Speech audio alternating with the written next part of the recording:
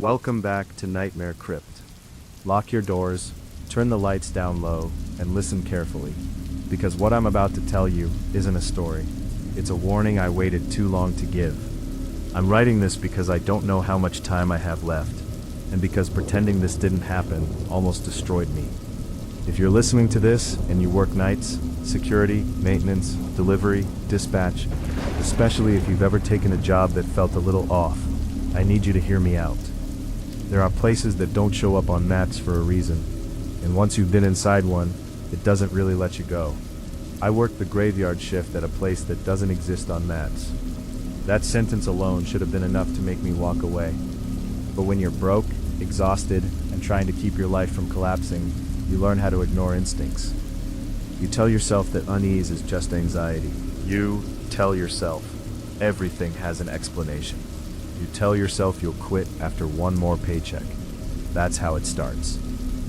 I'm not going to tell you the name of the place, not because I'm protecting anyone, but because I don't know if it ever had a real name to begin with. The paperwork called it a municipal auxiliary facility. No address, just directions. Turn-by-turn instructions like something printed off an old MapQuest page. The kind of directions that assume you already know where you're going. By the time I realized something irreversible had happened to me, it was already too late to undo it. I don't sleep right anymore. I don't stay in one place for long. And every night, right around 2:17 a.m., my phone loses signal for exactly 1 minute, no matter where I am. That's when I know it's still looking for me. I need to tell you what happened before it finds someone else. I found the job on a local classified site. Not Craigslist, not Indeed.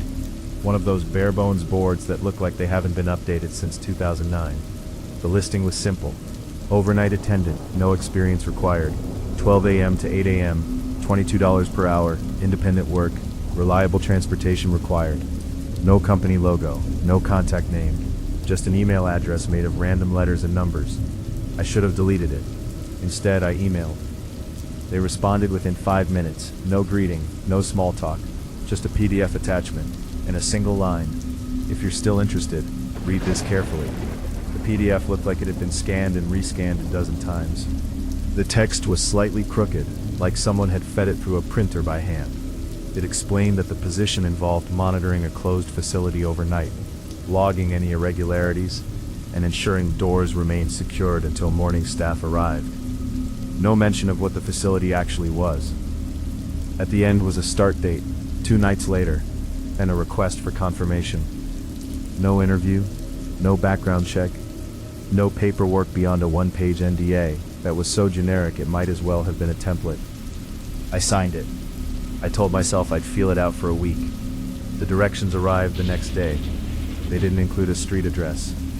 Just a starting point, a gas station off a county road about 40 minutes outside the city, and then a list of turns. Just mileage and landmarks. After the third cattle gate, continue straight even if the road changes. That line stuck with me. The drive out there felt longer than it should have. My GPS lost signal about 10 minutes past the gas station, but I'd expected that. Rural dead zones are common. What wasn't common was how quiet everything became. No radio static. No wind noise, just the hum of my engine and the sound of my own breathing. The road narrowed. Pavement turned to gravel, then back to pavement without warning. The cattle gates were real. Rusted metal frames I had to stop and open myself. Each one felt heavier than the last. By the time I saw the building, it was already 11:48 p.m. It sat in a shallow dip between low hills, surrounded by a chain-link fence topped with old, sagging barbed wire. No lights on the outside, just a long rectangular concrete structure with a single entrance and no visible windows. It looked abandoned, but the gate was unlocked. I parked where the directions told me to, beside a security booth that had no glass in the windows, and walked up to the front door. There was a keypad mounted beside it, and taped above it was a yellowing piece of paper with a 4-digit code written in pen. The door opened on the first try. Inside, the air was cool and smelled faintly of disinfectant and dust. Fluorescent lights flickered on automatically, revealing a narrow lobby with a desk, a chair, and a binder sitting neatly in the center. The binder had my name on it. That should have been my second chance to leave. Instead, I sat down and opened it. Most of the instructions were straightforward. Hourly patrols, log entries on the hour, don't leave the building between midnight and 8 a.m., don't access rooms marked with red signage. If you hear alarms, note the time and location. Do not investigate unless instructed. There was a floor map, but it was oddly vague. Long hallways, unlabeled rooms, stairwells that didn't clearly connect. The layout didn't make intuitive sense. At the end of the binder was a single page titled Common Questions. There were only 2 entries. Q, what if I encounter someone inside the facility? A, you won't. What if I feel disoriented or lose track of time? A, this is normal during overnight shifts. Remain calm and continue your duties. I checked my watch. 11:59 p.m. When midnight hit, the lights dimmed slightly, and a low mechanical hum started up somewhere deep in the building, just noticeable enough that when it wasn't there, you'd miss it. I started my first patrol. The hallways were clean but outdated. Off-white walls, scuffed linoleum floors, exposed pipes along the ceiling. My footsteps echoed more than they should have. Every sound lingered, like the building was holding onto it. Most of the doors were locked. The ones that weren't led to empty rooms. No equipment, no furniture, just bare concrete and the same sterile smell. At 1 a.m., I logged my entry. All clear. At 2 a.m., I did it again. That's when I noticed the clocks. There were wall clocks mounted every 100 feet or so. Identical models, all analog, all ticking. None of them matched my watch. They weren't wildly off, just a few minutes ahead or behind. Enough that I kept checking. But my phone showed the same time as my watch. At 3 a.m. I passed the same intersection of hallways twice. I know I did, because there was a coffee stain on the floor shaped like Texas, and I remember thinking it was funny the first time.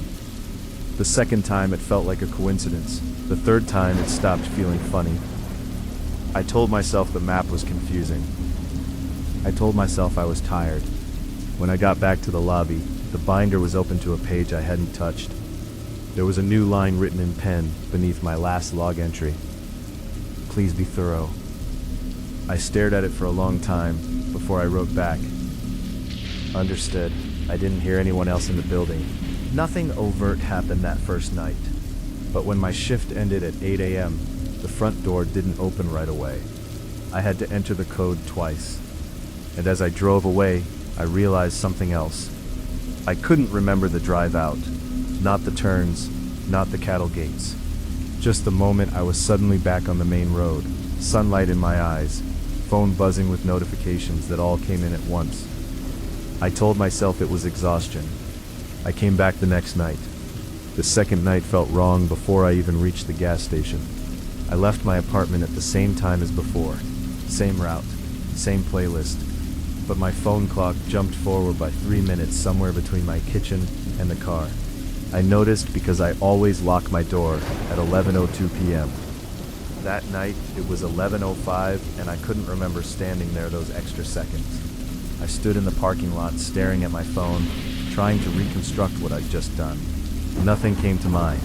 No blank panic, just a smooth, unnerving absence, like a skipped frame in a movie. I drove anyway. The gas station looked open, but when I pulled in, there were no cars. The lights inside flickered and the door was locked. A handwritten sign taped to the glass read, "Back in 5." I waited almost 10 minutes. No one came back. I checked my phone. No signal. That was earlier than last time. I followed the directions from memory. The road felt narrower. The cattle gates were already open this time, lying flat on the ground like they'd been stepped over by something too heavy to bother closing them again. The facility looked exactly the same, but the parking lot lights were on now, a dull yellow glow that didn't quite reach the corners. Inside, the binder was back on the desk, closed, no new writing on the cover. I flipped it open. My previous night's entries were still there, but the ink looked faded, like it had been written weeks ago instead of the night before. Beneath "Please be thorough," there was another line. "You missed areas." My stomach tightened. I scanned the pages. There were red circles now on the floor map, rooms and corridors I was certain I'd never seen. I checked my watch. 11:58 p.m. At midnight, the hum started again, louder this time. I began my patrol, deliberately choosing a hallway I hadn't taken the first night. The lighting flickered more frequently here, and the air felt colder. I could see my breath, faint and inconsistent, like the temperature couldn't decide what it was supposed to be. About 20 minutes in, I heard something I hadn't heard before. Footsteps. They weren't close. They echoed from somewhere far down the hall, out of sync with my own. I stopped walking. The footsteps stopped too. I waited. My heart beat loud enough that I was sure it would give me away if someone was actually there. After a full minute, I told myself it was the building settling. Old pipes, thermal contraction, anything. When I moved again, the sound didn't return. I found one of the red circled rooms at 12:43 a.m. The door wasn't locked. There was no red sign, no warning, just a plain metal door with a handle worn smooth. Inside was a small office, desk, chair, filing cabinet. Nothing remarkable except the fact that the desk lamp was on. The bulb hummed softly. I stood in the doorway frozen, staring at that pool of light. I hadn't touched anything. No one had told me anyone else would be there, and yet it felt less like someone had left the light on, and more like someone had stepped away momentarily. I didn't enter the room. I logged it. Light observed in room C17, no personnel present. When I came back to the lobby at 1 a.m., the binder was already open. Another line had been added. Do not omit details. I wrote back with shaking hands. The clocks were worse that night. One read 2:11 when my watch said 1:47. Another was missing its minute hand entirely but still ticked. I tried not to look at them, but they were everywhere, always just inside my peripheral vision. At 2 a.m. I heard a voice. It came over what I assumed was an intercom system, though I hadn't noticed speakers before. The sound was distorted, like someone speaking through a wall with their mouth too close to the surface. Night attendant, it said. It used my name next. I stood still, listening. Please proceed to lower level 2. My mouth went dry. Lower level 2 wasn't on the map. There was a stairwell marked level B, but nothing beyond that. I walked to the stairwell slowly, every step deliberate, like moving carefully might keep reality intact. The stairs descended farther than they should have.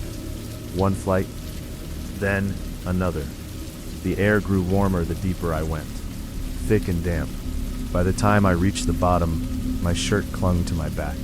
The door at the bottom wasn't locked. Lower level 2 was larger than any other part of the building I'd seen.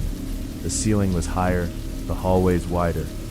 The walls here were concrete, unpainted, and stained in places I didn't want to think too hard about.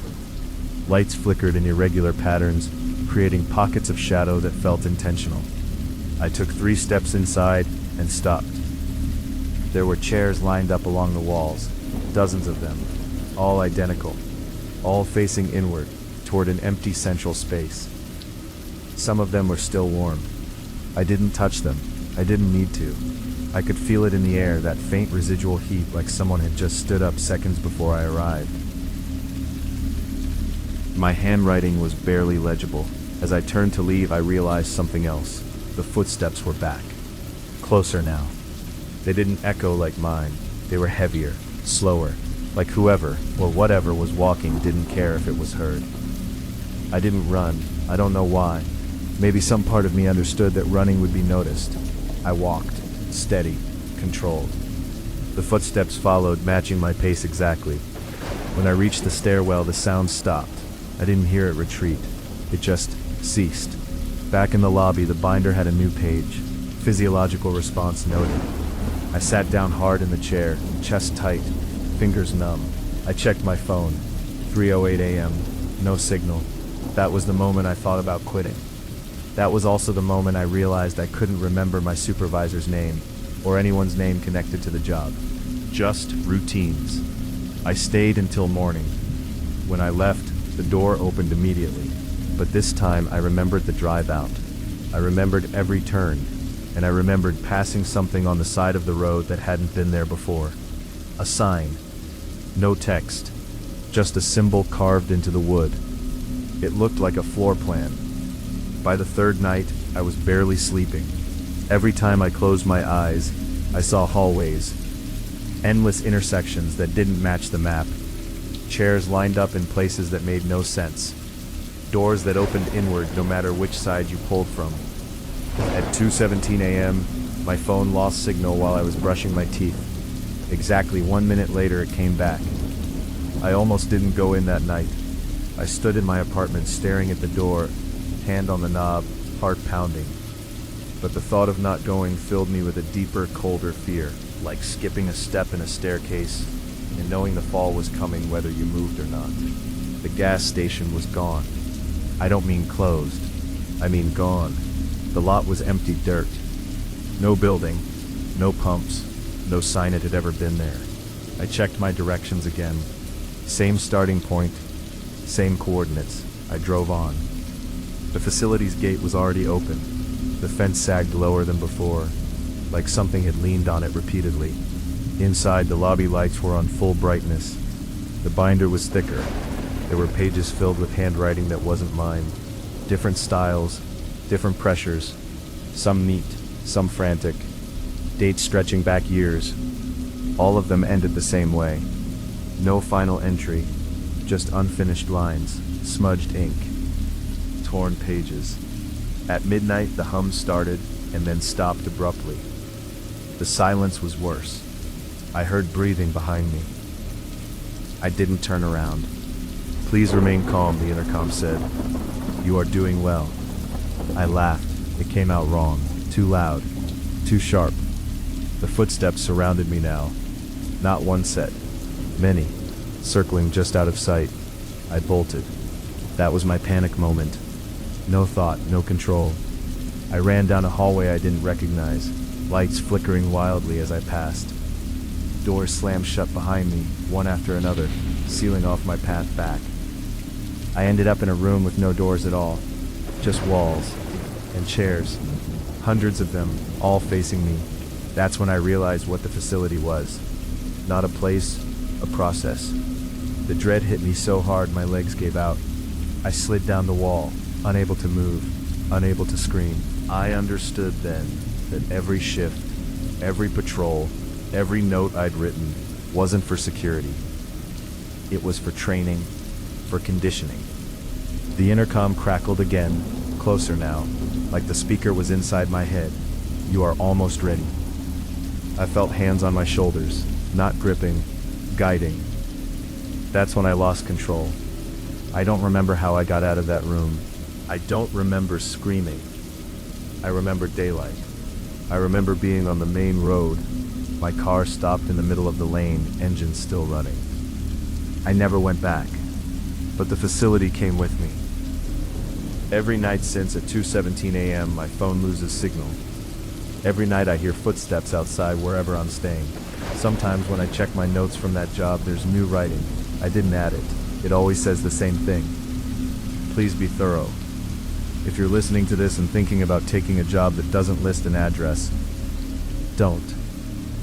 If you ever find directions that tell you to keep going even when the road changes, turn around. And if you've ever been somewhere that felt like it was watching you learn how to exist inside it, leave. Because I didn't. And now, no matter where I go, part of me is still on that night shift, walking those halls, being observed. It's almost 2:17 a.m. again. I can already feel the silence starting. If this cuts off, if you never hear from me again, remember this: some places don't exist on maps because they aren't finished with you yet.